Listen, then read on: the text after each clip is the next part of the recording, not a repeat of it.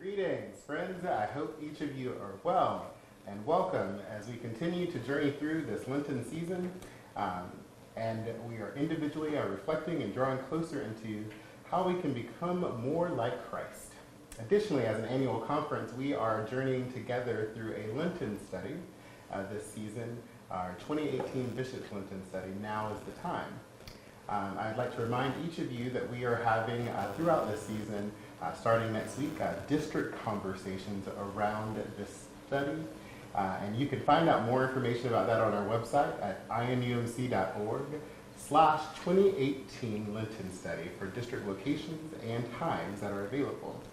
I also am joined today by some great guests as panelists for this discussion, and I am going to give them the opportunity to introduce themselves. I'm Manae Shuttle. I'm the current president of the United Methodist Foundation of Indiana and the Indiana Loan and Savings Ministry, and I'm a laywoman who attends Elwood First United Methodist Church. Hi, my name is Emily Crash, and I am on the leadership development team as an associate director working with emerging leaders. So those who are children and youth and young adults and college age are all those who support that age range as well, providing support to them. And I'm Russ Abel, one of the pastors at St. Joseph United Methodist Church in Fort Wayne. Also, I serve as one of the clergy delegates to General Conference. Thank you. And I'm Lisa Schubert-Noley, and I am a pastor at College Avenue United Methodist in Muncie, and I'm also a delegate to General Conference. And my name is Deborah Jarvis, and I am Visioning Values Consulting, Leadership, Equity, and Inclusion Consulting, and I am doing the training for the facilitators of the Lenten series, and it has been a real blessing working with folks. I'm also a member of Cicero, Indiana, United Methodist Church in Cicero, Indiana, which is North Central District. Welcome. And I'm Doug Worthington, a lay member, and also the chair of CF&A, Conference of Finance and Administration, and a delegate to General Conference as well. Thank you. Thank you. So I'm excited that each of you are here with us, and I'm also excited that you are here with us at home. We are, again, using the technology of Facebook Live to engage in conversation in this digital space.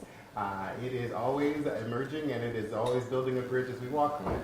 We have tested some new things, and hopefully they work smoothly. However, if you have an issue, or please comment or use our email, live.stream@inumc.org, to send us a heads up about any technical issue that you might experience. And also note that your connection at home also might note some of the issues that you might experience. So we're going to be here today throughout this conversation for the next hour and a half, and we'll also provide some opportunity for you to ask us questions.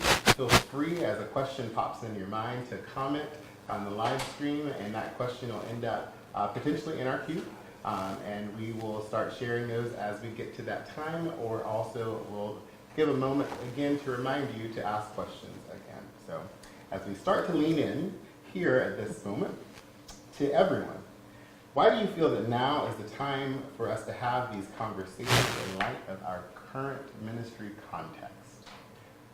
Lisa.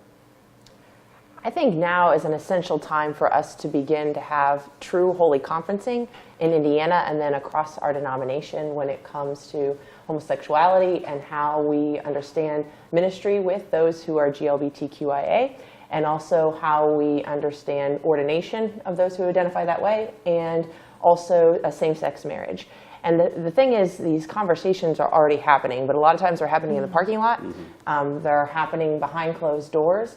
And so I think what we're called to do as Christians is to be intentional and to bring that together in a mode of holy conferencing, where we understand what are the guidelines, what are the ground rules for us coming together, where we're willing to be vulnerable, to share who we are, where we're willing to admit that we may be wrong, and we're willing to really wrestle. Many of you know the United Methodist Church has been debating, arguing at an impasse over homosexuality for the last 40 plus years.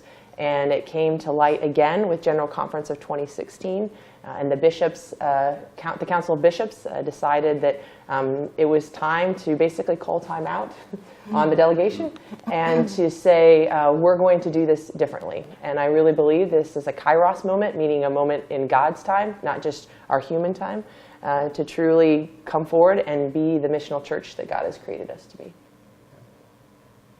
Others, your thoughts?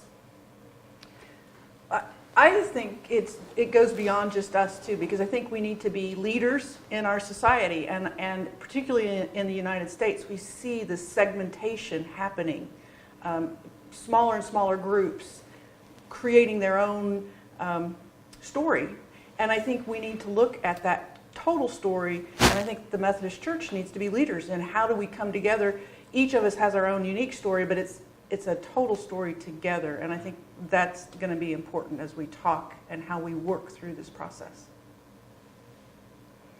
I think for me, Skylar, there's certainly the issues in front of us of human sexuality and how does the church faithfully deal with those and lead conversation about those. But I think there's also the broader witness of the church that as we have that conversation and in this time, how can we model civility for other forums of conversation?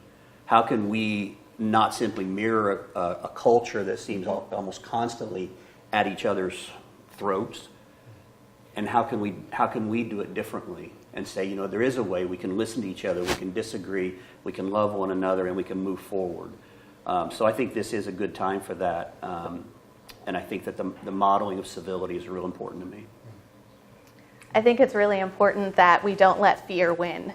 And oftentimes the reason we don't have these conversations is simply because we're afraid.